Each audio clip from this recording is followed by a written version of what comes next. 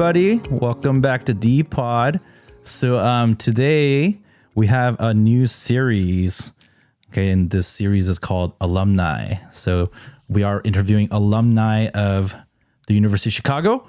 And for the first installment, we have Jeffrey B. Hello, Jeff. Hello. I'm Jeff B. And, is it B or by? I've actually heard you say it both ways. So I grew up saying Jeffrey by. So my full name is Jeffrey. But when my dad came to the U.S., a ton of people got his last name wrong because he worked in science, I guess. So it's like bi-weekly and all those and so they called him. So his name is Larry. So Larry By. And then they got it wrong enough times that he was like, screw it. My last name is By now. Nice. Okay. And I don't know at what point people started getting it right. Oh, interesting. But I think it was like during college. But it was around the time that I started going by Jeff. So if I say Jeffrey, I say Jeffrey By. But if I say Jeff, I say Jeff B. Oh, interesting. Okay. So I'm really confused. That's what it is. Got it. Okay. Well, I met you as Jeff B, so you will forever be Jeff B to me. So Jeff is, an alum from UChicago. What year did you graduate? 2021? Yeah, I graduated in 2021. Yeah, and he is now serving at our San Diego ministry. What is it? What is your guys' name over there now? We are Wave College Church. Wave College Church. All right. So he's one of the Acts 2 Network staff there, which is shocking to all of us who knew Jeff as an undergrad. So, but yeah, I think the heart behind these episodes is to kind of just highlight some people who've gone through our Chicago ministry here. And I think their stories are really interesting, and the way that God worked in their lives are very amazing. And so I just wanted some of our current students to be able to know a little bit and hear from your story, Jeff. So maybe could you just start by just talking to us about like what you're doing now, like your situation in San Diego, what ministry are you involved in, where are you working, stuff like that. Yeah. So after I graduated in 2021, I moved to San Diego to start working at Qualcomm. For those of you that don't know that's a large semiconductor producer. And so I work on their finance team in China pricing. After studying economics in college, I went into finance. And then since then, I've been actually for the last 2.5 years, I've just been finance, working China pricing. And outside of work, I think I guess all of the people at Voyage Church also know this too, but we're like co-vocational ministers. So like what I do outside of work is actually what my main passion is. And I think that, it's just an amazing opportunity to be able to minister to the current sophomores at UCSD. So I am a mentor for the sophomores at the University of San Diego, and I split my time there and do fraternity ministry as well at San Diego State. So I'm involved in both, and it's pretty cool actually. This past week we just did our holiday party with the San Diego State chapter, and we were able to like go in there and just like look at our year in review and be like, hey, what are we thankful for? How can we zoom out in the midst of finals and everything like that? Yeah, that's awesome. So was that holiday party like SDSU ministry in general, or was that for the frat outreach or? Specifically our fraternity outreach. Oh, okay. Yeah. So we went in and we actually held it at the chapter house. Oh, wow. How many guys would you say you have relationships with there? Man. Since starting there, 8 weeks ago, we probably like consistently, it's hard to tell, but, like our biggest event, we had 28 people come. Wow. And then for our holiday event yesterday, we had about 10. So it's a pretty good group of guys, and we've gotten to know a lot more people. Yeah. And like in the beginning, they were definitely like, who the heck are these people? And like a little more cold. Yeah. But this past time around, I think that like, even though it's like a little strange to be like, hey, like, what are you thankful for this past year? And then like write it on a little sticky note. They were all like willing to talk and share about it, which is pretty cool. So they've gotten a lot more warm, and like students go as far as like So like next quarter or next semester there, like a couple of students actually want to go play golf.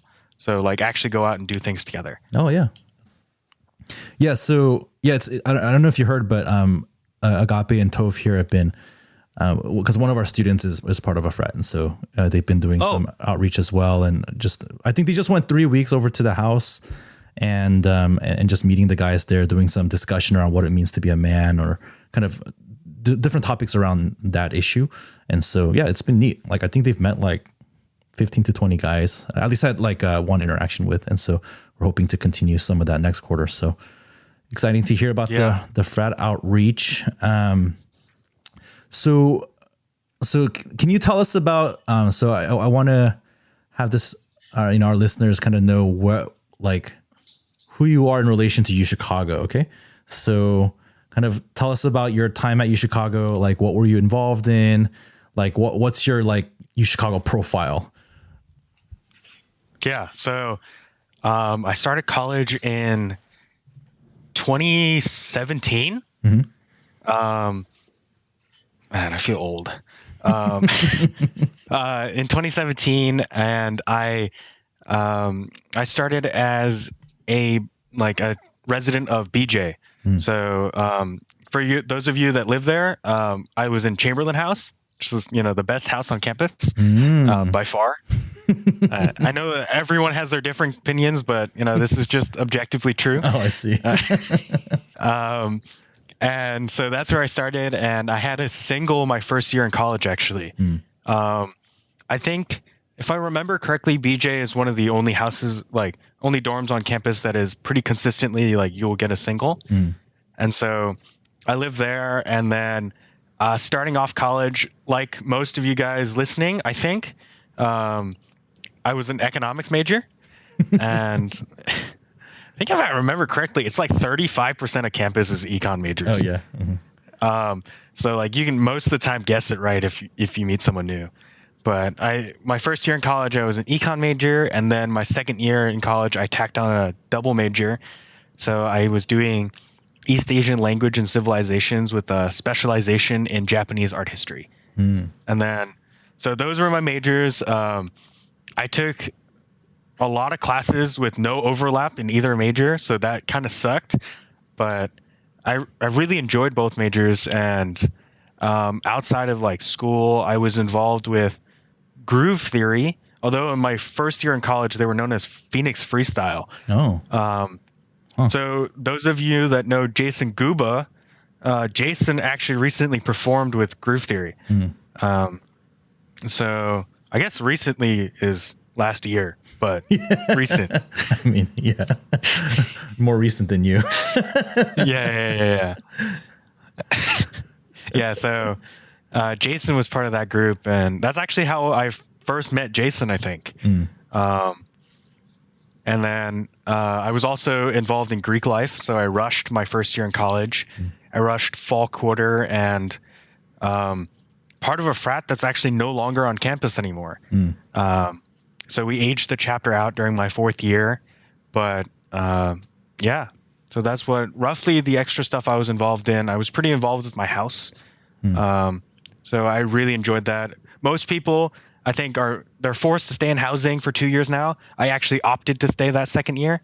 I really wanted to be there, and I really liked my house.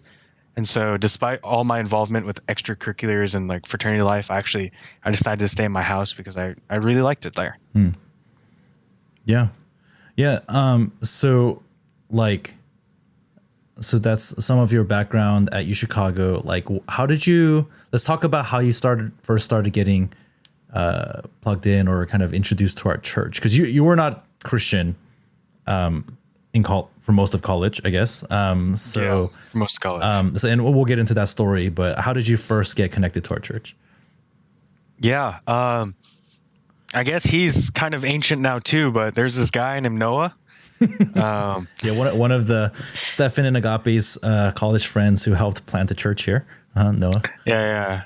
So Noah is my half cousin-in-law. Actually, I guess you can tack on long lost in front of that. Yeah. So So Noah's older brother is Isaiah, and Isaiah married my long lost half cousin. Um, It's so random. It's so crazy. and so like through a weird series of connections, I had met Steph Kang, my long lost half cousin, a couple years earlier. And so when Noah actually came to plant the church in Chicago, she sent me a text and she was like, "Hey, like these guys are new in town, and like you can go check them out." And so, me being me, I decided to. I was like, "Yeah, sure. He's technically family, I guess. So I'll go meet him." And so that's how I first met Noah, and I think it was at Te Amo in North that they were doing boba outreach, and so I got to meet all of them there. And that was in your second year, right? Your second year. Yeah, that was my second year. Yeah. So Chicago Church was planted in 2018, and so that would have been your second year, and so I guess you got to know them just personally since you know Noah, and I think through Noah you met some of the other guys like Stefan and Ben and some of these guys, I guess. So what are your early memories from that time? Like, what was sort of your impression of what these guys were doing? Like, because again, you had no background in this, and so I don't know. I'm just curious what your thinking was at that time. I thought they were really weird. Yeah. So like I came into college, no spiritual background, well, very little minus like the chapel I was forced to go to during high school. But so I went in with very little exposure. So I was very confused why a bunch of like software engineers or like people involved in software would leave Berkeley or SF or like the beating heart of what you would consider software to come to Chicago. And much less than that, like there were a group of guys, like I think there was 5 guys living in an apartment that I knew that most of them could afford on their own. So I looked at that and I was like, that's really weird. Yeah, it is weird. Yeah. More than just being weird, it was very curious because like here are a group of guys that like I'm looking at my closest friends on campus and I was like, man, I'm close with these guys, but like there's something about these guys' relationship that is like they are close. And it just felt different. And so I was very curious about them, very like mind boggled, I guess. And like, so I asked a lot of questions to Noah. I was like, why did you come here? Like, why would you leave your nice SF coding job to come here to Chicago to, like, I know some of them, I think, found new jobs in Chicago when they came. Yep. So I was like, why would you go about doing that? Like, and Noah would talk to me, but it's like, I'm so convinced about what I believe that I'm willing to leave everything behind for it. And as I was talking with them, I was like, so like, why these guys? And we're like, well, we were close friends during college and we're trying to like figure out what to do with our next step in life. And then they were like, man, I want to do something crazy for God. And so here were 8 guys at Chicago with no affiliation to the campus, like trying to start a church. And so as weird as it was, as strange as it was, I was like, there is something different about this group of guys. And I think that's one of the reasons that like I stuck around to ask more questions. But early on, I remember Halloween during their second year there. And I don't know if you guys still do this. We did a pumpkin drop that year, except we haven't actually, I think since that first year. Yeah. So but it wasn't like a normal pumpkin drop where it's like, oh, like 15 feet off the ground. We threw it off like the 3rd story balcony. This is like 40 feet off the ground. Yeah. And there was like, I remember the tarp being laid on the ground was huge because they were prepared for these pumpkins to actually explode when they hit the ground. Wow. And so I remember that really well. But I really wasn't all that consistent during my second year. So like I didn't really come out. I maybe came to, this is going to sound really bad. I think I came to like 2 events in the beginning because I felt bad. Yeah. Makes sense. Because I knew that like it's really hard to start something if no one shows up. Oh, So I was like, sure, I'll come to something so you get like you have a warm body at least. Right. So out of pity for them, you showed up. Yeah, a little bit. Yeah. Thanks, Jeff. I appreciate that, man. I'm glad you had a good heart. Yeah. So, but like, I think that my heart most of the time was I wanted to have fun. So like I showed up for like throwing the pumpkin off the third story. I showed up for later on in the year when Endgame came out. I showed up for that. I don't think I showed up for the Bible study before that. Oh, okay. I think I just showed up for the movie. Yeah. Yeah, but I just like wanted to have fun and look. So I met up with those guys and did a lot of fun things that year with them. Yeah, that's really funny. Any other like memories from that second year? Like it maybe not events, but like what were the contexts in which you would see those guys? Because I guess you saw their lives and you felt like they were really close. Like, how did you observe that? Yeah, so I think that during that year, as I was asking questions to them, Noah suggested that I was like, hey, like, you're curious about a lot of things. And I think that there's this course that our church offers called Course 101 on Christian foundations. And like this course will actually address a lot of your questions. And so a lot of the times we'd actually do it at their place, at their apartment. Oh, and so while we were there, we got to observe a lot of their life. Okay. Or like I'd show up for like some fun thing and they'd like rope me into cooking with them and be like, hey, like, and so like, as you see those small interactions with each other or during my second year, I definitely pulled at least 2 or 3 all-nighters at their place. And so like I just wanted a change of pace and I didn't want to be on like in the reg anymore. Like the reg is sad. Yeah. So I wanted to get out of the reg and so I pulled an all-nighter at their place instead.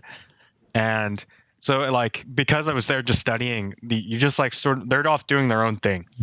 And so you can sort of see their interactions or what they're doing and like I guess it isn't like they did something spectacular, but it's kind of as like I observed their day-to-day life because they just opened their home and I was like, hey, like come over, come study, come like, I know you have a tough night or a final ahead of you or a midterm, whatever it is, like come hang out at our place and we'll just like open it up for you to do that. So that's how I got a lot of my interaction with them actually. Yeah, that's awesome. Yeah. And I feel like, I mean, I guess that is one of the unique things about our church's culture, which is the whole open home thing and inviting people in. Yeah. I mean, I have a distinct memory of you from your second year after a prayer meeting, or I don't know whether we invited you or you invited yourself over, but somehow you ended up at our apartment. And then it was the day where you were like, showing Emma some like, I think some things from your media class, one of your media classes or something. It was like in a different language or something. It was like Japanese or something. But yeah, I was taking a sound class, I think. Oh yeah. That's right. Yeah. Yeah. I do remember this. Yeah. Actually, you know, I have no idea how I ended up at your place either. Yeah. But stuff like that happens. I guess that's the point. Yeah. Yeah. And I, you know, I think that's a part of our culture that I really appreciate. And hopefully our students are continuing to experience that. Yeah. So, let's talk a little bit about like your spiritual background. So let's get into your faith journey a little bit. So what was your spiritual background like before college, before intersecting with our church? Yeah, I think I went to church once growing up, and it was in New Zealand because my like uncle wanted to go. And that like in terms of like formal church, I think that's the only thing I can really remember. During high school, I moved to Florida actually, and I went to a private Episcopalian school there. Florida being Florida doesn't have great public education. And so went to a private school, and because I was there, they forced us to go to chapel every week. I see. And so I got a little bit of exposure there, but actually it did the exact opposite of what you hope it would do. And it actually pushed me further away from exploring Christianity or wanting to know more about Christianity. because their form of like convincing people to believe was just like, just believe, because that's what you're supposed to do. And I thought, this is also going to sound really bad, but I thought like Christians were really dumb. I was like, how do you, like, you have no reason to believe what you believe. It's just like, it makes you feel good about yourself. Yeah. And so I was like, this is incredibly dumb. And because they push that on us every week, just believe, it actually left a really bad taste in my mouth for Christianity coming into college. And so like my first year in college, I think that was the last thing that I was considering, and I like wanted nothing to do with it. Yeah. But yeah, growing up, I would say my household is pretty Chinese. So didn't really talk about religion, never really something that we went over. But my parents were like, hey, if you decide to like become religious one day, that's up to you. And like it's sort of on our own, but we grew up very traditionally Chinese. So like honoring your parents, honoring your grandparents, like that, like that honor culture was heavily instilled in us. Got it. Yeah. So overall, like very little religious experience besides what you experienced at your school and that one church experience. So where would you say your personal beliefs were at? Like, were you like, is there a label that fits, like atheist, agnostic? Like, how would you describe yourself coming into college? I would, if you had asked me my first year in college, I would have said I was atheist. I think the closer description is probably agnostic. I believe that there might be something out there, but at that point I was pretty sure it wasn't the Christian God. And so like maybe there is something out there, but like to the Christian proponent, I would have been like, you're wrong. Got it. Well, so from there, obviously your life's changed a lot, or, you know, lots happened since then. Right. So, you know, we talked a little bit about already, like how you intersected with the 2015 bros when they first moved out here through Noah. Like what else happened there? So what was the turn? What got you start getting kind of spiritually interested? Yeah, definitely. I think that as I came into college, as I mentioned before, one of the things that I wanted to do was like have fun. I think that's one of the things that I really like thought I wanted and like wanted to pursue to that extent.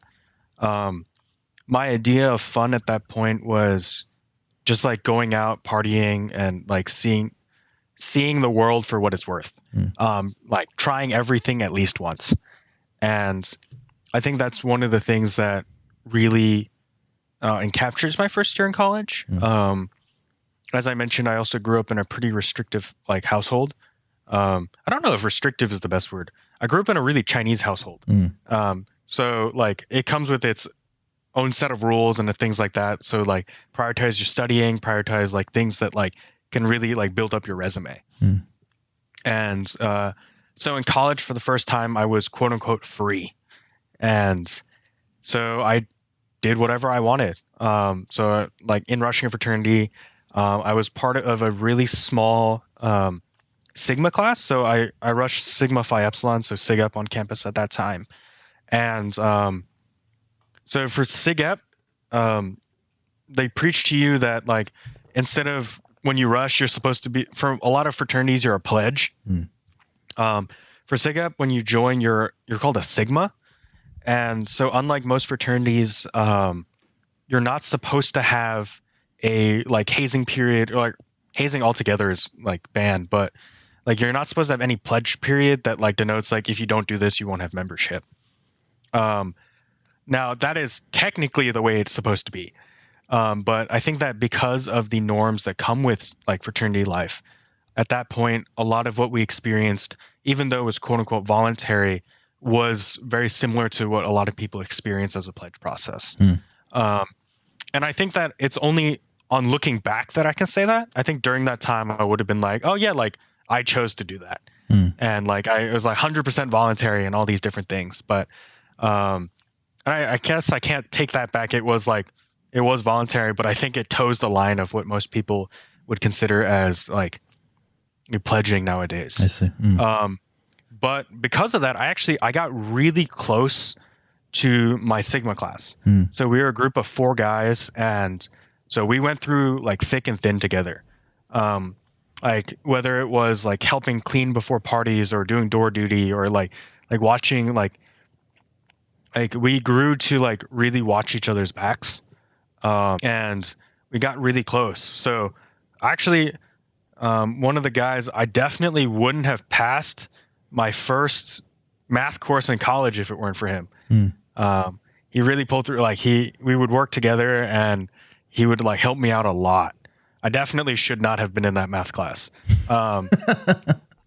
For those of you that took it, I guess it's Math 161, Honors Calc. Definitely should not have taken that class.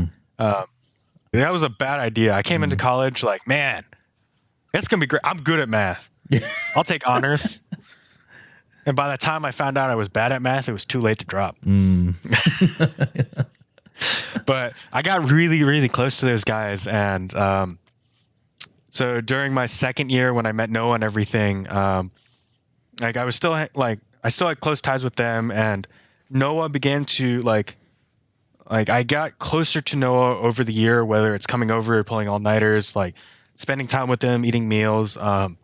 Actually, Noah went out of his way because I would never go to like any of the Bible studies or Sundays or anything like that. He went out of his way to like try to do a little bit of like Bible reading with me. And I think it was through those little things that I did with Noah that I got really close to him, or got really close to like the guys living in Kimbark that year. And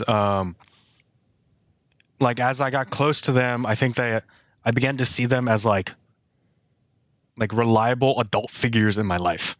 Like they're put together, they're grounded in something that's not just themselves. And like I didn't realize that would become something that I really needed until my third year in college. So as I was talking about before, I was really close to my Sigma class, and during my third year in college, so October, I guess it was right when third year started for me. Yeah. One of my Sigmas, one of my Sigma brothers, actually, he took his own life, and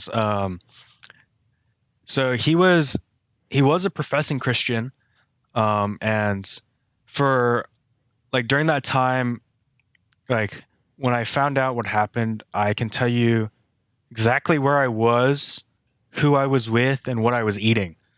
So I guess you guys moved to Robust later that year, but I was having coffee at Robust with a good friend of mine from the dorm, and like I can tell you what table I was at and everything like that. And like when I found out that he had taken his life, like my whole world basically fell apart. Like he was at my house 3 days earlier, and he was like hanging out, laughing, and from everyone's perspective, he was a happy guy. And like there was nothing that would hint at that in his life. And like when that happened, like there was some part of me that like looked at the pain and everything and just like what I was going through, but like not just that, like what he must have gone through in order for him to be like, that is the only way out of it. And I desperately wanted something else to be true, actually. If my beliefs at that time were true, what that meant is like the 20 years that he had lived, like it just all gone in an instant. Yeah. And like his entire life, there was nothing more to it. And I remember feeling so lost. And the first call I made was actually to Noah. I had no idea what to do, like where I should be going or anything like that. But I knew that like I needed to talk to someone. And Noah's response to when he heard what was going on wasn't like, oh man, I'm like, I'll be praying for you or anything like that. But he said like, I'm coming to get you. Like, where are you right now? And I didn't know this until years later, But Noah was actually like supposed to be on praise that day, and he like left to go pick me up. And then like everyone is like at church and I'm late. And so everyone's like, "Where's Noah? Like Yeah. he's gone." Yeah. Yeah. But I do remember that. Yeah. Yeah. and so like I guess like knowing like a single person that like that moment that I was like going through something, Noah like was like, "Man, that is so much more important." Mm. And he came to get me, and like I began to experience this like peace around people that were grounded in something outside of themselves. And it wasn't necessarily that like I wasn't able to commiserate when I was with my other friends in my fraternity. It was like in the midst of all of that, somehow like there was great peace when I was with like those guys and praying, and like somehow there was something more to it. And like at that point I knew very little about the Bible, but the things that I did know that the Bible says is like Jesus goes and says there, like, "I go before you to prepare a room in my Father's house," or "There will be a day where there's no more tears, no more pain, and like death shall be no more." And like I didn't know if it was true or not, but I did know that if Christianity was true, if the Christian God is real, then that means that for my friend and what he was going through, that there was a day where he is now, there is no more pain and there is no more tears, and whatever he was going through, that it was like made right. And that like the brokenness of this world that he never should have experienced, that like there's healing in that. And wanting a lot of that to be true, I really set out on a journey to figure out what it was. Yeah. Like Noah and these guys, they were grounded in something, and they were so certain that it was true that they were willing to leave everything behind. And then it talks about peace. It talks about like redemption and all these things. And I'm like, man, like, what if it is true? And so I really started searching that quarter for like, yeah, is the Christian God real?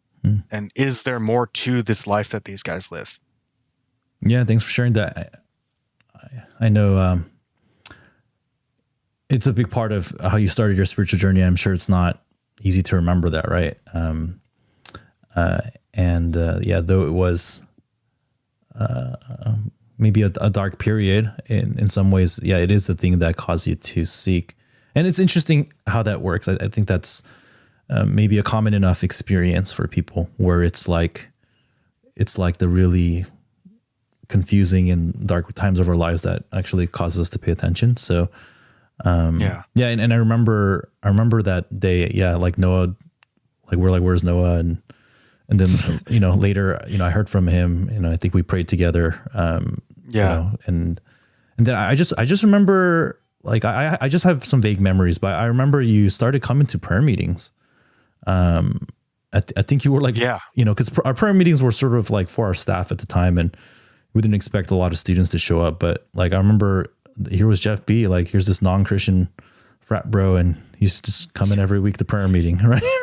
So, and I figured, like, and I think we've talked, we talked here and there throughout that time, but just that I think you needed a space maybe to kind of process what you were going through. And I think maybe you experienced peace there when you were there, and even maybe vicariously through other people.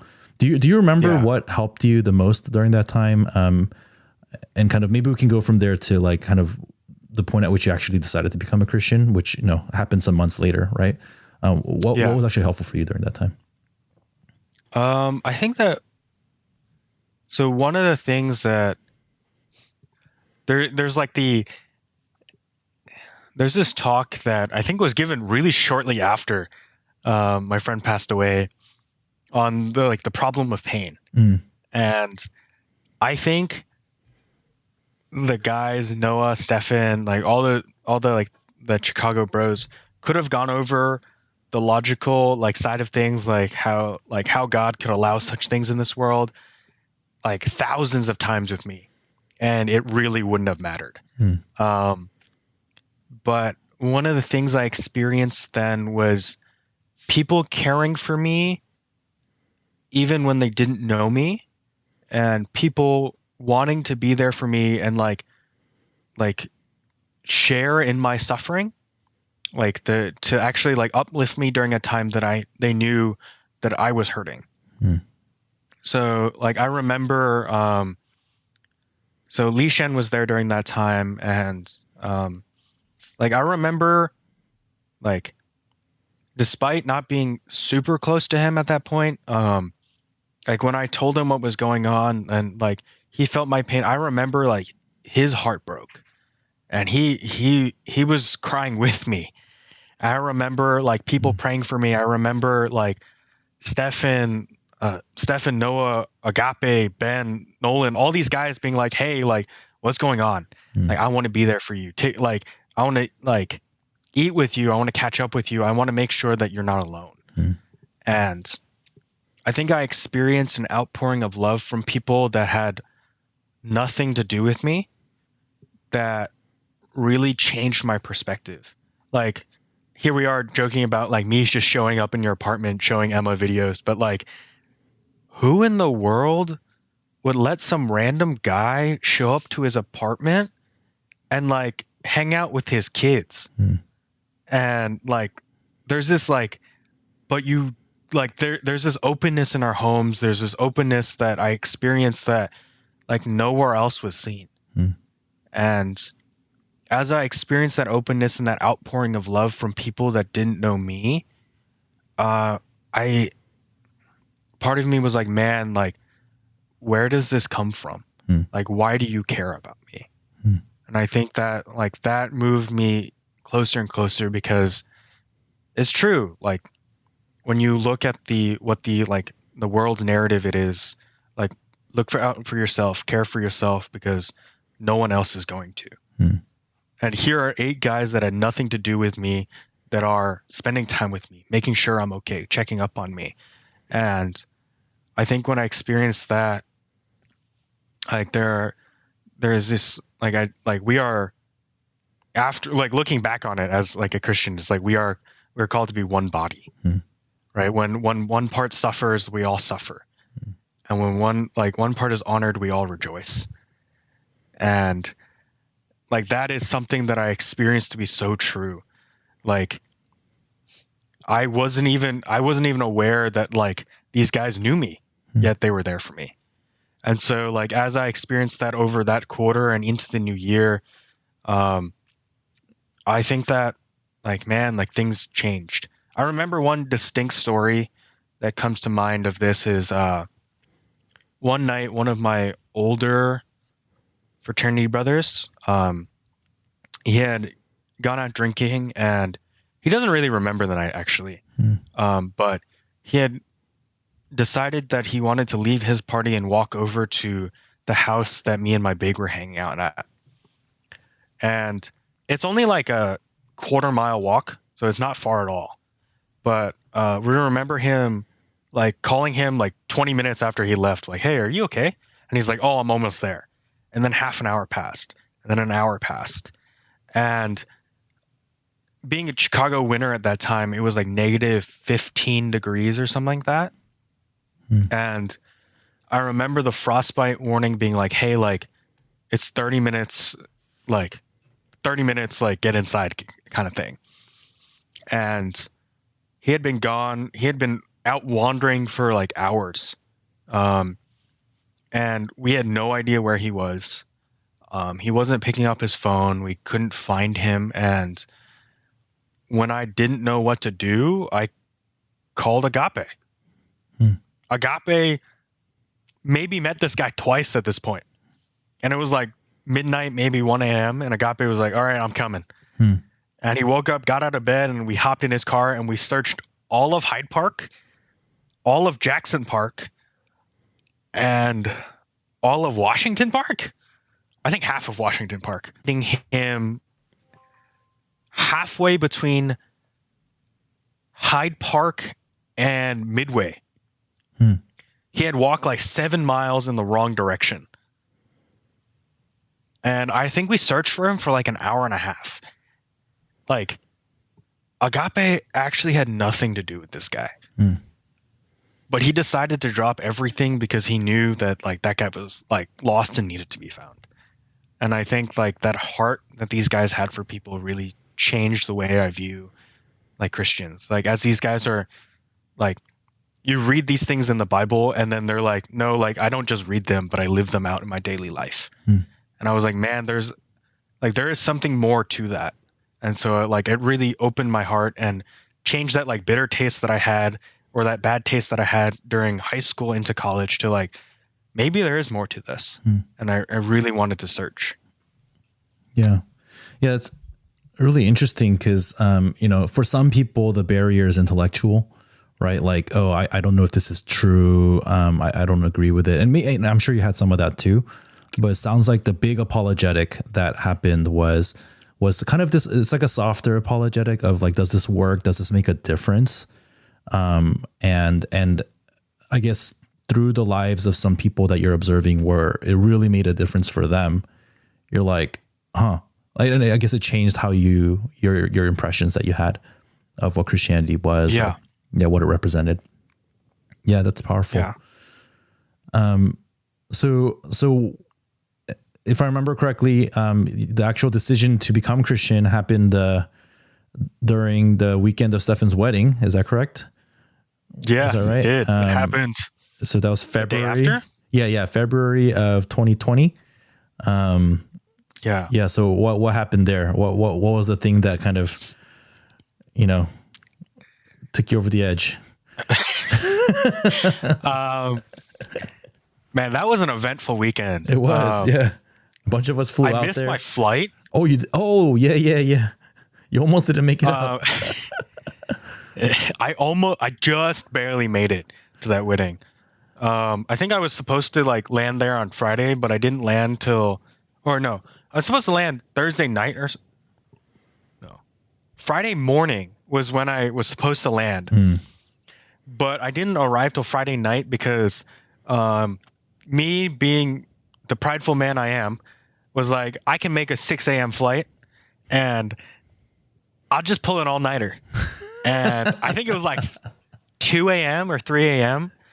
I was gosh, I could use a 5-minute nap. Oh, gosh. And I think those are the most dangerous words you can ever say to yourself. Like, I could use a 5-minute nap. Yeah. And I think I woke up after my plane had taken off. Nice. But that's a whole nother story. Yeah.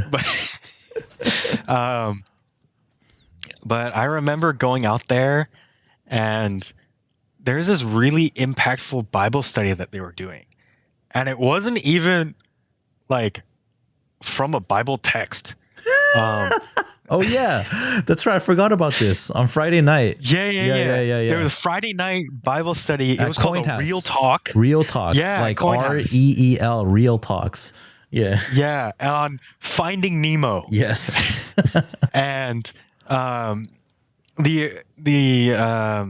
forgot who was actually giving the Bible study. If I remember correctly, it was my friend Nick Yu, I think. Well, thank you, Nick. You helped a lot in my spiritual journey. But he had given, like, as he was going through the talk, he equated God to Marlin, the dad in Finding Nemo, and like Marlin searches the entire ocean to find Nemo. And he had said that as we're living out like our lives, that's what God is doing to us. That he is chasing us endlessly just so that he can like have a relationship with us. Like when Marlin gets to Nemo, his first thing isn't like, why'd you do that? Like, you're dumb. It was like, you're okay. Like, I found you, right? And like, that's what God does for us. Like, through people, through everything in your life, like, that God has been chasing you endlessly just so that he can have a relationship with you. And like, I think weddings are a time, like always that I'm like, you recollect a lot of things. Like when going through like Stefan's wedding, they were talking about all the people in his life, all the relationships, and like how he got to where he was today. And it caused me to recollect and think about like my life and how like during one of the darkest points in my life, I had a community. And it didn't have to be that way. These 8 guys that came to Chicago when they had no reason to be there were originally, I found, slated not even to go to Chicago. I think they were supposed to go to Pennsylvania. Yeah, to Philadelphia. Yep. But like last minute change, they somehow ended up in Chicago. And I would have never gone if Noah hadn't somehow been my long lost half cousin-in-law. Yeah. They would have been just some random group that I was like, they have nothing to do with me. Right. And like even more coincidences throughout life, all these different things, right? Like somehow that I have this group. And like, man, then there was this picture that became so clear that like God was chasing me, actually, that he wanted to know me.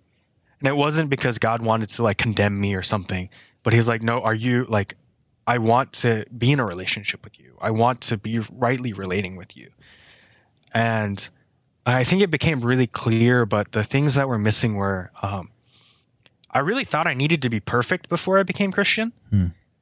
And I thought that like, this idea that I think I talked about with agape at that point was, like, imagine if you had like every day of your entire life, you'd like walk past someone and like spit on them every day. And then one day you were like, oh man, I am so sorry. And then the next day you did that exact same thing. Like in my mind, I'm like, how can I forgive someone like that? And like, if someone had wronged me for, at that point was like, I think I was 20, like 20 years of their life. And then one day they were like, hey man, I am really sorry. And like, can you ever forgive me? Like, can we have a relationship? I'm just sorry. And then the next day they did exactly the same thing. Like there's like, I knew that like in my own heart, like, how could I do that? Yeah. Like if I can't forgive someone, how can like, I couldn't imagine a picture of a God that could forgive me. And then the other half of it was, like, so there's a how could God forgive me? And then the other side was because like God can't forgive, like how can a God forgive me? I need to be perfect on the other side or else he won't forgive me again. And I remember being in the car with Agape. And actually, I think Agape had gotten engaged the week before, or the day before. I forget when he got engaged. But we were hopping in his car and he goes, hey, Jeff, I'm really tired, man. I was like, can we just talk? And he was like, I was like, sure. Like, what do you want to talk about? And he's like, well, there's 2 things. And he's like, well, the first one is obviously you getting engaged. And then he looked at me in the second one and he looked at me right in the face and he was like, why aren't you Christian yet? Nice. And yeah, just straight shooter. Straight up, and yeah. I told him these things that I was struggling with, these concepts. And I remember him like looking at me and not being like, oh yeah, like just like, you know, yeah, like you'll work through it. But him being like, actually, like I still struggle with like for those of you that know Agape and his story, that like he had a gaming addiction for a long time. And it's still something that he struggles with. And I remember him telling me like, hey, like I struggled with that before and I still struggle with it now. And it's something that I will always struggle with. But he left me with a phrase during that time that will always stick with me. And it's something that I actually now, as I mentor my students, I give to them. It's God doesn't expect you to change for him. But I hope that one day you'll want to change for God. And he had told me like for his story and like where he came from, it's like, yeah, like God knows every hair on our head. He knows the darkness in us as if it were light. But he still chose to die for you, knowing the things that you won't even admit to yourself.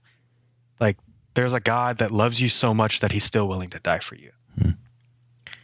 And I was like, man, like that is, yeah, like how can I not like chase after a God like that? Yeah. Like, yeah, I'm still going to struggle each and every day, but God knew that. God knows that, and he's still willing to forgive me. Hmm.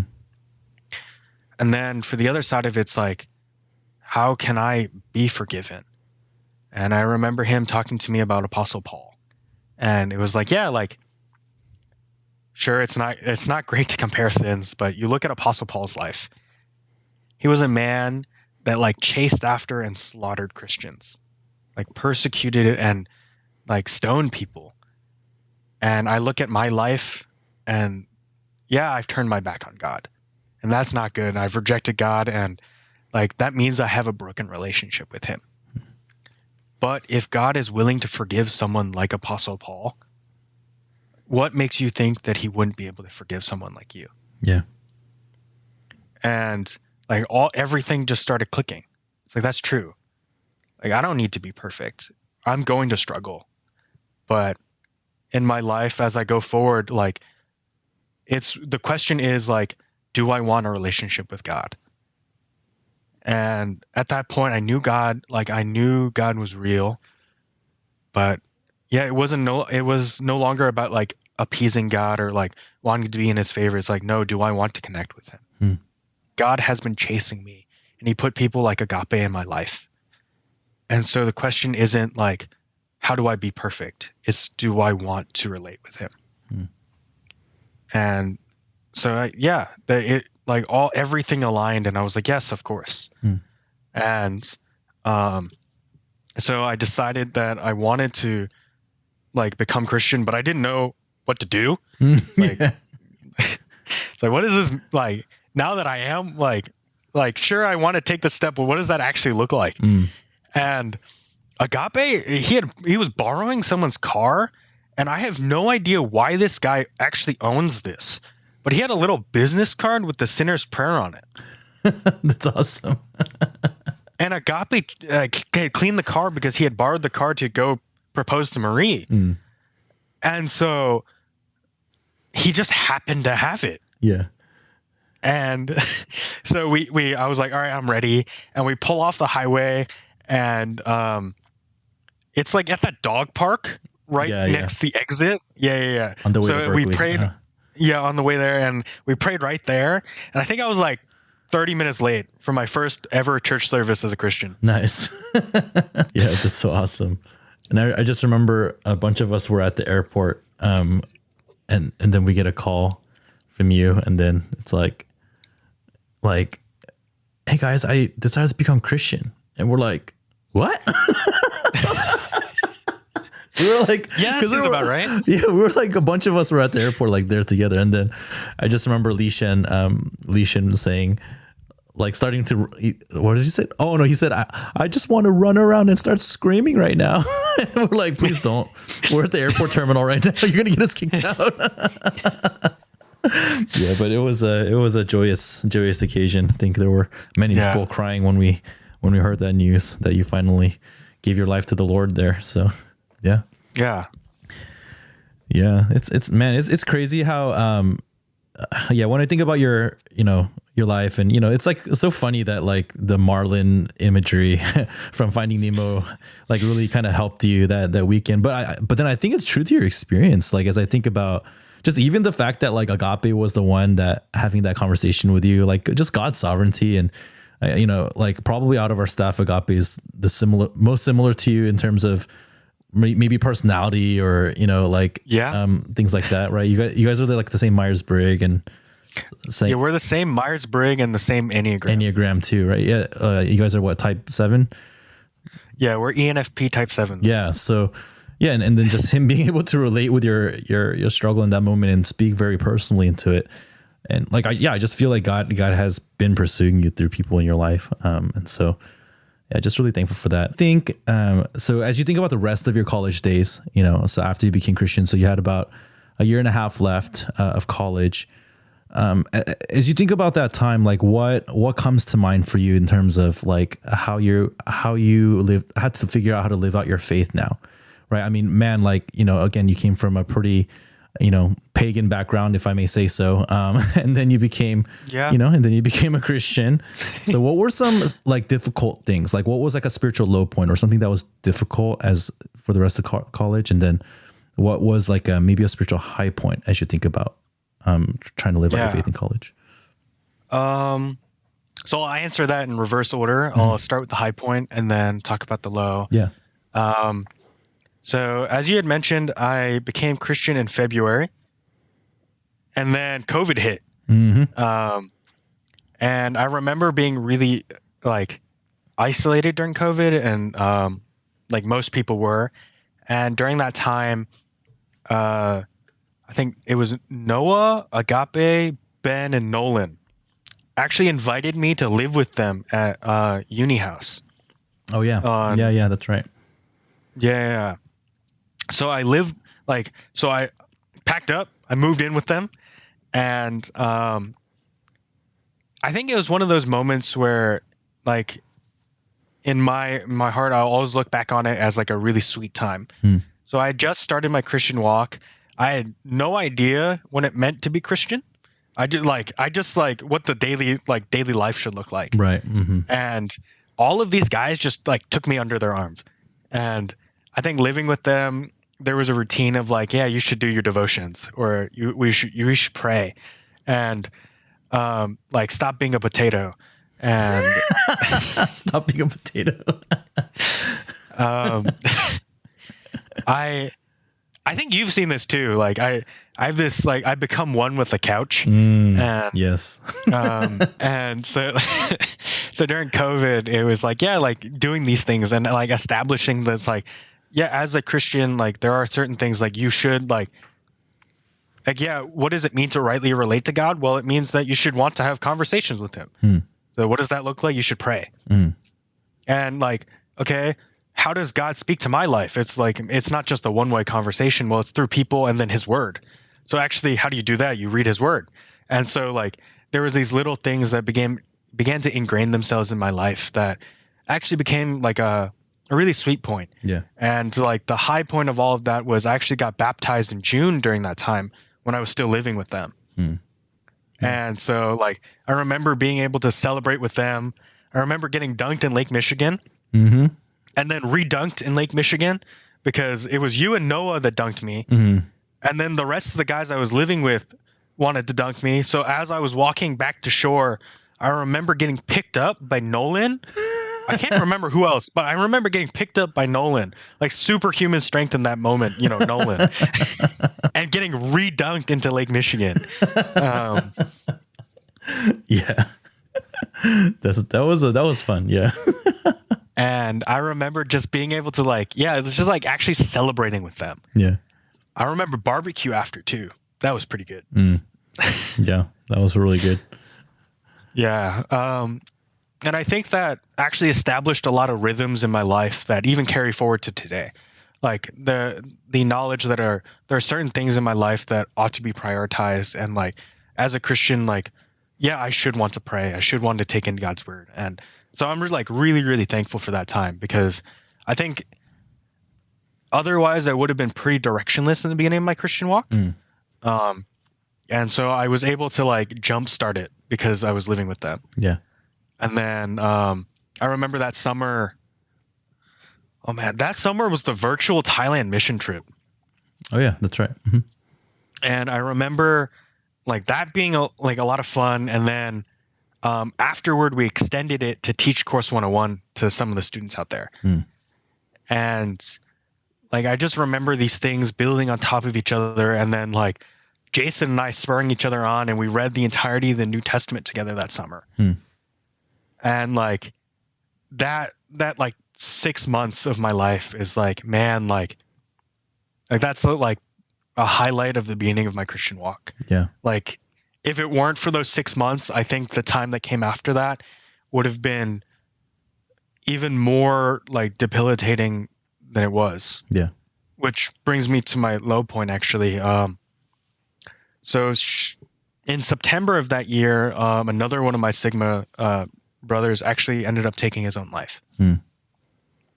So that was about 11 months after my first brother had taken his life, and I remember being really angry at God, actually. And I remember it as a point in time. It's like, man, how, like, I've gone through so much already. Like, how can you do this? Like, what did I do to deserve so much pain in my life? Hmm. And I think I was talking to you during this time. I actually don't remember if you remember this conversation, but I was talking to you about how I was really bitter and angry at God. Hmm. And you had told me that, like, hey, like, actually, that's okay. Like feeling bitter, feeling angry at God, like God wants to hear about your highs and lows. He wants to know when you're angry at him. He wants to know these things, and like raise it in prayer. Talk to God. Like, a relationship isn't just when things are good, it's when things are bad too. Hmm. And I remember going through that and then, like, being like, God, why? Like, what happened? Like, how can there be such brokenness in this world? Hmm. And I remember that time being a very pivotal moment in my life, actually. So my second friend that passed away, he wasn't Christian. Hmm. So everything that I'd mentioned before, and with my first friend, that was like, there will be a day where there's no more pain, no more tears, no more death, right? That for my second friend, that redemption that I'd hoped for my first friend, he doesn't have that opportunity. Hmm.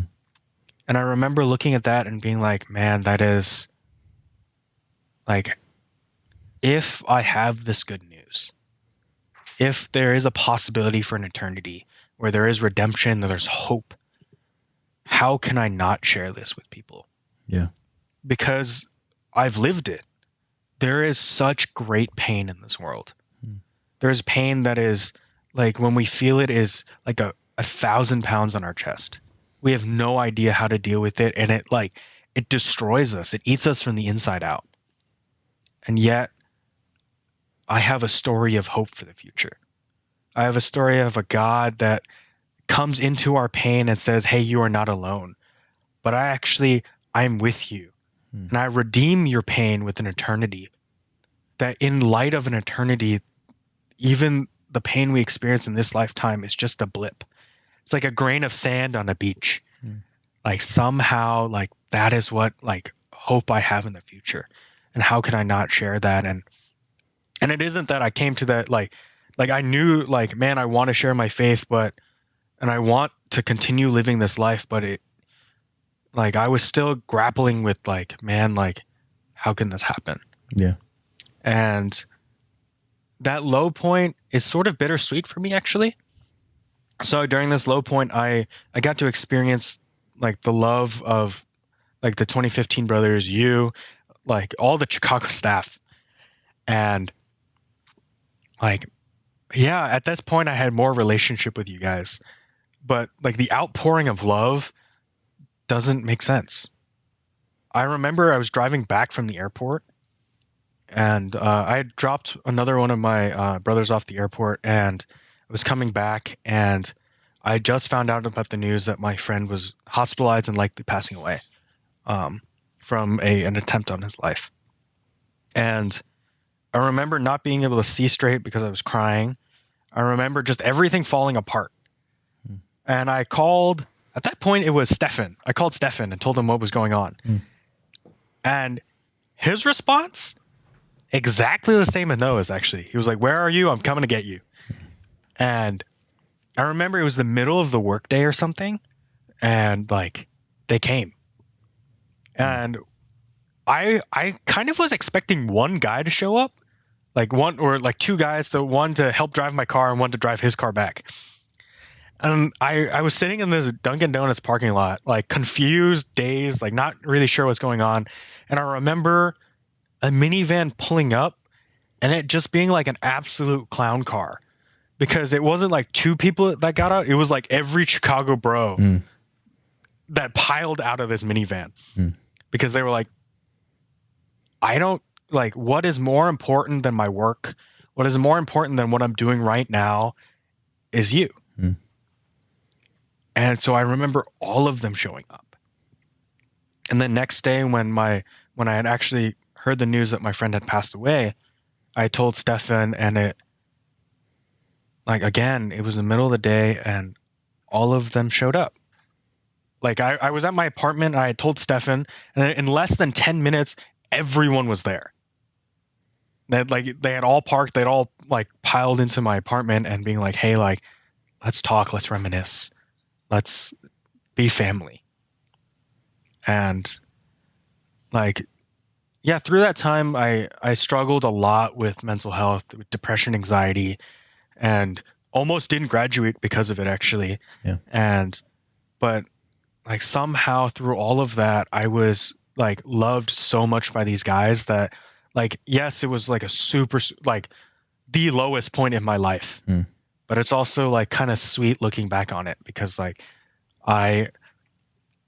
these guys, as I like talk about them, like I am so close to them.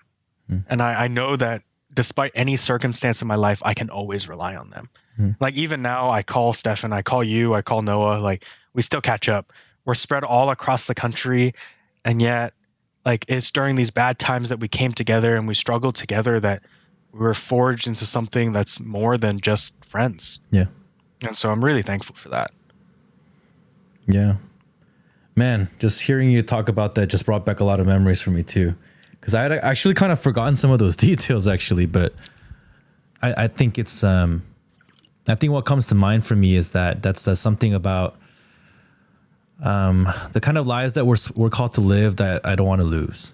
Yeah. You know, just I remember in some ways, man, like, you know, I guess from my perspective, like that those were times when ministry was kind of discouraging at UChicago. You know, it was during COVID, like it was discouraging for everybody, and so, you know, we didn't have much going on, and so in some ways, because of that, I think, man, everyone was a little bit more available, and I think we all responded maybe to the pains that you were experiencing in the way that we intuitively felt like that's the right thing to do, right? Given what we say we believe. And yeah, and I'm thinking like, yeah, you know, even as ministry, you know, like as you know, as a church gets more mature, you know, it's more complex, there's more constituents, right? And church can start to feel a little bit less like family and more like a program or more like an institution. Yeah.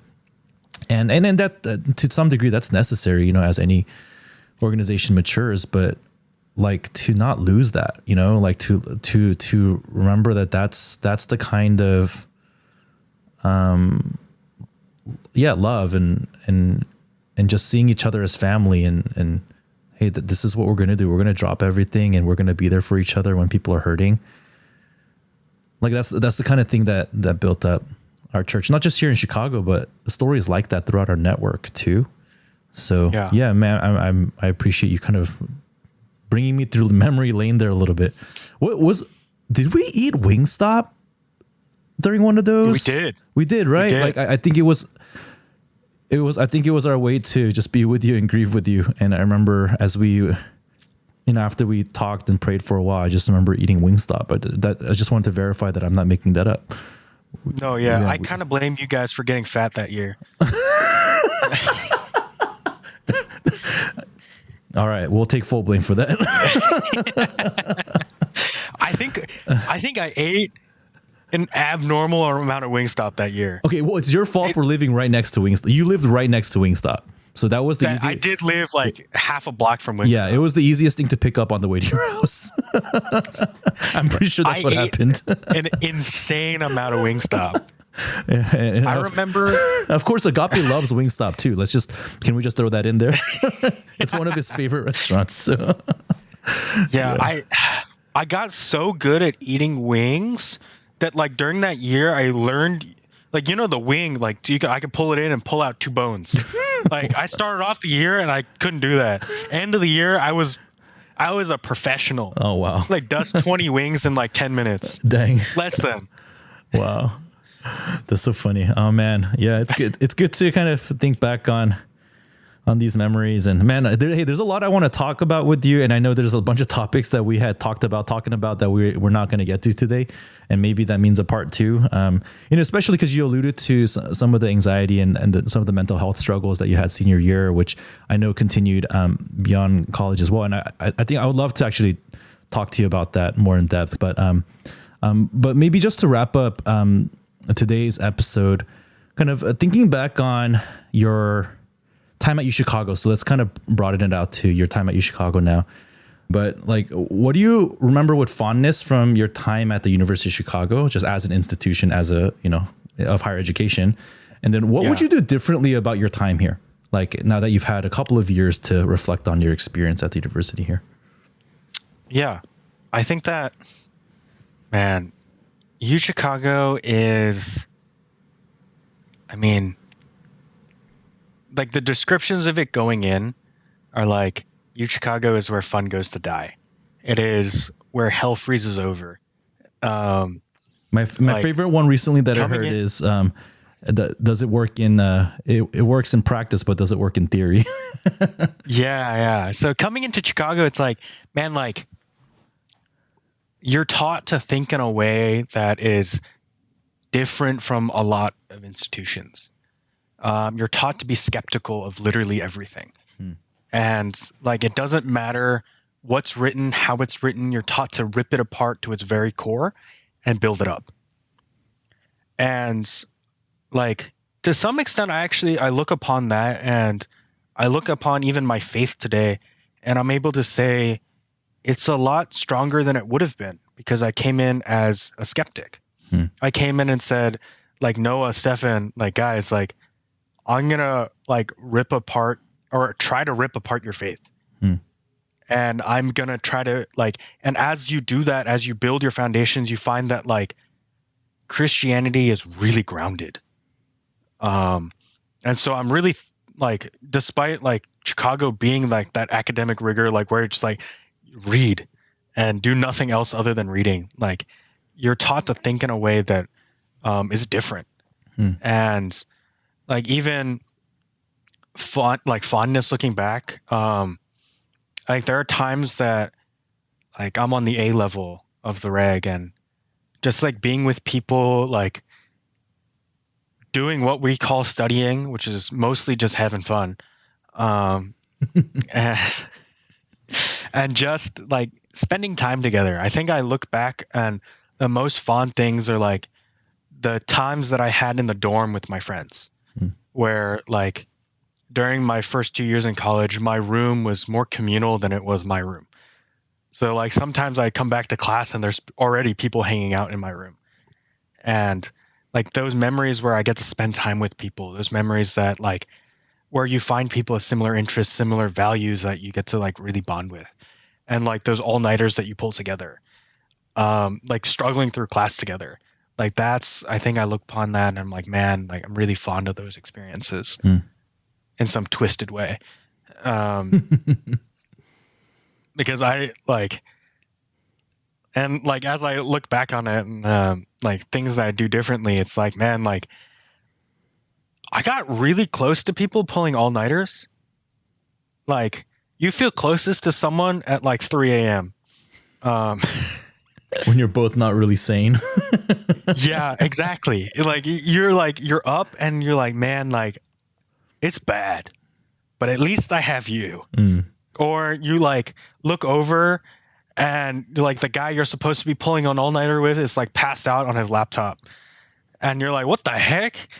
And like, I look upon that and I'm like, man, like that's fond. But what I do differently is I don't think I actually needed to pull a single all-nighter in college. And I say that as someone who used to pencil in their all-nighters every week. I say that as someone who, like, during my second year in college, I stayed up for 76 hours straight. Like, having done all that, I don't think I needed to do that a single time. Because the truth of the matter is, I don't, like, now in the working world, and I know everyone says this, but, like, your grades don't really matter. Like, the difference between, like an A or a B plus or a B minus in that one class is not going to make or break like the job you get. And that's right. Yeah. Like I look at my job now, economics, I studied that. I've used less than 1% of what I've learned on the job. And like, So yeah, like when they jobs hire you, they recognize that you probably haven't learned all the stuff you need to know. You don't have the practical experience. But what they're looking for is someone that like they will want to work with every day, that asks the right questions. And so like when you go through that and when you learn to be skeptical and yeah, like when you learn to ask the right questions, like you come into the working world and you're like, yeah, like things are different and I don't need that A plus or A minus or B or C to like tell me what I am or what I'm worth. Because like even as I like look back on it, like no one cares that I had a 4.0 in East Asian language and Civ. Like it's never gonna mean anything in my entire life. Yeah. Like actually. But what cares, like what matters is like actually spending time with people. Yeah. And so I think I do that differently. I think that I'd prioritize relationships more. And maybe that's my soft-hearted because like I lost 2 friends in college or something like that. But I think looking back on it, like even now, like the dorm friends that I have were spread across the country. My fraternity brothers and I were spread across the country. Even like my mentors and I from college were spread across the country. Like there's a level of like, man, I did not appreciate how easy it was to spend time with people and to grow in relationships when I had them in front of me. Right. Yeah. So I think that's the one thing that like, as I go back, like, man, I'd really do that differently. Yeah. Yeah. Thanks for that perspective. It's really, it's so easy to undervalue our relationships. It's so easy, especially when we're busy and at a campus like UChicago where, you know, they really glorify like basically the work and the school and, you know, like that, that's sort of the badge of honor, right? Like how busy people are and how many all-nighters you pull and things like that. So yeah. Let's do one more question. You're Jeff B, Acts 2 Network team member, a staffer for our church. Woo. So what's surprising about that to you? Like, as you think about the journey that you've been on, I'm to be honest, I'm frankly shocked myself. So, I'm very thankful to the Lord, of course. You know, I know that, you know, your life could have gone any number of ways, but here you are. But for you, I guess from your perspective, like, is that surprising or kind of like, how have you processed that where you are now? Yeah, I think that if you had told me 4 years ago that I would be like staff, like a mentor to sophomores, not even like maybe you pick any campus, like just a mentor to sophomores in their spiritual life, I'd laugh at you. I think even if you had told me that 3 years ago during my senior year, I would laugh at you. Maybe even 2 years ago. Yeah. Yeah, actually. Yeah, even after you graduated. Well, I don't know. Yeah. For full reference, so I became team last year. And since then they've changed the requirements so that you like do the internship and then you have like the extra year. So obviously like after they let me on team, they were like, dude, we got to change everything. Oh yeah. Like how did that guy make the cut? Yeah. We pretty much had to change the standards for you because of you. Yeah. That is what it is. Yeah. But I think like looking back on it, I'm really amazed on the ways that I've actually experienced healing in my life. And so like this is a full conversation, but like through all of my senior year, through all of my first year out, my second year out, and up until this past year, actually, I struggled with, so medical definition is MDD. So major depressive disorder and severe anxiety, as like a result of everything that happened in college. And even today, as I talk to you about my 2 friends passing, like that, if you had asked me 3 years ago to tell that story, I don't think I would have been able to tell it to you. Right. And yet now I'm able to share that with people and I'm able to share my journey, able to like talk about what's going on in my heart. in a way that's like, man, like if my story can be used to help one person, like in sharing that, like then it's worth it. Mm. And I think that like that healing that I've experienced as like I reopen that wound to talk about it. Mm. And then I think I've been able to heal correctly because of it. I think the first time that like when everything happened, I think I bottled things up and I was like, I don't really want to deal with this. I never really want to deal with it. And I think if it weren't for like the church and being able to like mentoring students that like struggle with depression, or like having friends that struggle with depression, like having to reopen that wound to be like, hey, like this is what helped me. Yeah. I struggle with that too. And I'm here for you if you need it. And each time that I do reopen it and like heal that wound, it heals a little better. And I've like the different areas of my life that are redeemed because of that, I think are like really amazing. And like what it, like even this past year. So my first friend passed 4 years ago. And this past year, pretty much on the anniversary of his passing, we started fraternity outreach. Wow. Like even that's able to be like redeemed somehow. Yeah. Like Wow. somehow like God has used all of these different experiences, all of these different low points, and even some of the high points to say like, hey, like I will use everything to reach that one lost soul. And I think that that picture of like what it means to have a relationship with God has changed a lot. And like as a staff, I don't know, my heart has grown a lot. I think if you had asked me like over the years, like, hey, like how many people are on your heart? Like how many people like burden you? How many people do you like, are you burdened for? Like in the beginning, when I was dealing with my depression, it's like me and hopefully like this goes okay. And over time, it's become so many more. Yeah. And like, I think about all the students that I'm like, oh, I need to get a care package for him, or, oh, he's going into his first final season and I need to like, I want to be there and help him too. And I think my whole perspective on life changed from like, it's about me and how I make myself successful, how I use other people for my good, to being like, hey, how can I help you?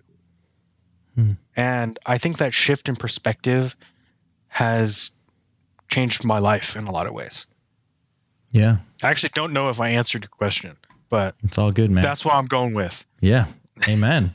Amen. Yeah. I'm blessed by that. Yeah. It's amazing. I think it's amazing indeed how God's, healed you and giving you new purpose. So Yeah. and then I'm thankful he's redeeming all the parts from your past. You know, I was so encouraged when I heard that, you know, you were starting up the frat outreach thing at STSU. So, yeah. Any questions for me? I usually give chance for people to ask a question or two at the end. Anything that you're curious about, maybe, you know, in our relationship or anything like that. So, yeah. So for those students, part of Voyage Church, we do like course 101, 201, 301. I did 301 as a one-on-one with you. is that What right? did you? Yeah, I did course 301 as a one-on-one because I didn't have any peers, so I didn't have anyone in 2021. Yeah. Oh yeah. Uh-huh. And so I did it just with you. I'm kind of curious, like coming into that time, you like sort of knew me, but like the impression you had of me was like the guy who's like sleeping on your bench while he's supposed to write his testimony kind of guy. Yeah. So what was your perspective going into that? And then what was it coming out of it or now? Yeah. Okay. So just so I get my facts straight before I answer the question. Yeah. Did we meet at your place? I'm trying to imagine where we met. We met once at my place, but we mostly met when you were living on in Woodlawn? the second the Kimbark, the new Kimbark. Yeah, Nukenbark. The Nukenbark. Okay. Yeah, yeah. And we probably met like in my office or something, probably. Right? I'm trying to, oh man, I can't. We met in your, we would have, Kata would cook us food, and then, or Kata would cook you food and I'd just eat. Yeah. I think I ate so much of your food that year. Oh yeah, it was awesome. So yeah, and we met at your place a couple of times. Yeah. So okay, so here's what I do, because I actually don't remember some of the details, but here's what I do remember. Okay. Because I just remember, yeah, because I think you went through like a kind of a crazy conversion experience, sort of like rapid growth, because you were sort of, you know, the kind of that period that you were living at with the guys. But at the same time, I think we were highly aware that, you know, like you're someone who had like very, very little church background, right? Your lifestyle was like very not Christian. You know, if I may say it that way, right? And so, yeah, they were like different. So, you know, we knew that, you know, like the sanctification process is going to take some time, right? But it's sometimes it's unclear, like what to tackle first, or what, you know, like, you know, because it just depends, like on kind of how the Holy Spirit's leading your life. And so, so I remember being slightly confused constantly about what the next best thing would be. Right. And I think the attempt at doing 301 with you was because 301 is a lot more practical issues in Christian life. And so I think from my perspective, I didn't know where you were going to be after college. And I'm like, well, it'd be nice to talk to you about these practical Christian life things Makes sense. before you graduate. Right. Because again, like, and at the time, like 301 is probably the best content that we had for that, or the best framework. But here's what I remember. I remember feeling as we went through it that it was too much for you. And I don't know if that's actually how you felt, but I started to get the sense that it was too much information, too many things to start changing, because I guess the information that you're getting is by nature convicting, because if you're not doing the things that the material is describing, then you would feel convicted by it. Right. And so then maybe a little bit too much of that, like back to back, and all these areas that you suddenly need to grow in can be slightly overwhelming. And I think that was also the period at which we started to get a sense that you were starting to really struggle with your mental health. And I think through Stefan, I was getting some data like, hey, like, you know, it seems like Jeff's kind of struggling with whatever. And so like I remember at some point we stopped doing 301. And that was the reason. It was sort of to make room for the more immediate thing that you needed help with, which was, at least from my perspective, we needed to just give you that kind of presence. Like we just needed to be a community around you. Like, you know, like Stefan and, you know, the guys who were ministering to you just needed kind of some time with you. And then I think later on, I think what you did with him was something a little bit more directly related to the mental health, anxiety stuff. But yeah, from my perspective, that's what I remember about that period, that making those shifts. So does that kind of check out with kind of some of your memory around it? Yeah. I remember never finishing 301. Mm-hmm. Yeah. I don't think we ever finished. Yeah. Shocker, you know, team member. No, I mean, you know, they had to change all the requirements. That's why they changed the requirements. Now it's a requirement. See, it's fitting the narrative. Yeah. I remember never finishing. Mm-hmm. I remember, man, this is a whole nother story, but I remember like the one big step we took during that time was like becoming sober. Mm-hmm. Oh, and, yeah, that's like, right. Yeah. Cutting all that stuff from my life. I remember the prayer time at Lake Michigan. Yes. Mm-hmm. Yeah, I remember. I don't remember the sequence of events. I just remember like you're like, okay, like you need to make this decision to become sober. And so we were like, we should do something like to commemorate that, or like something drastic. Yeah. I remember that. And then I remember eating Taco Bell after. Oh, see, like again with the fast food theme. Yeah. Yeah. That's funny. It's a crazy story. For you guys listening, you should ask DP about it sometime. Yeah, we won't talk about it on the air, but yeah. This is completely unrelated to anything, but because we're talking about how we ate so much, through our recent DT in Hebrews, I was joking with our staff that Hebrews 13:9 should be our key verse for this winter here in Chicago, and it says the second part of that verse says, It is good for the heart to be strengthened by grace, not by foods, which have not benefited those devoted to them. So, just a thought there. Yeah, I've been on the receiving end of the food has not benefited me. Yeah, yeah. So we should be strengthened by grace and not so much by the foods. So I'm totally taking that verse out of context, but yeah, yeah. You need an extra layer out in Chicago. Yeah. But yeah, the problem is that we don't shed the layer by the next winter. That's the problem. So then you keep getting new layers anyways. Yeah. That's why you should just move to San Diego. Since coming to San Diego, I think I've shed a layer. Oh, wow. It's nice. I mean, it's 70, 72 degrees all year there. So yeah. Yeah. It's perfect all year round. Nice.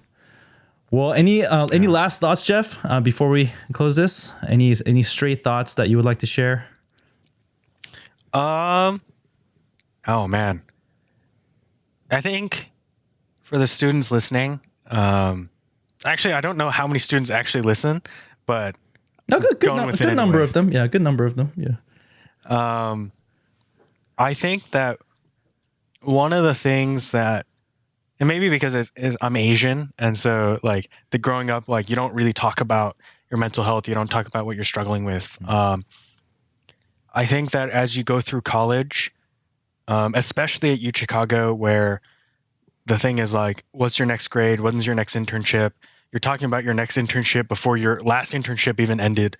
And like in that culture of like cutthroat, somewhat snakiness, it's hard to be open. It's hard to open up to people about what's actually going on in your life or if you need help.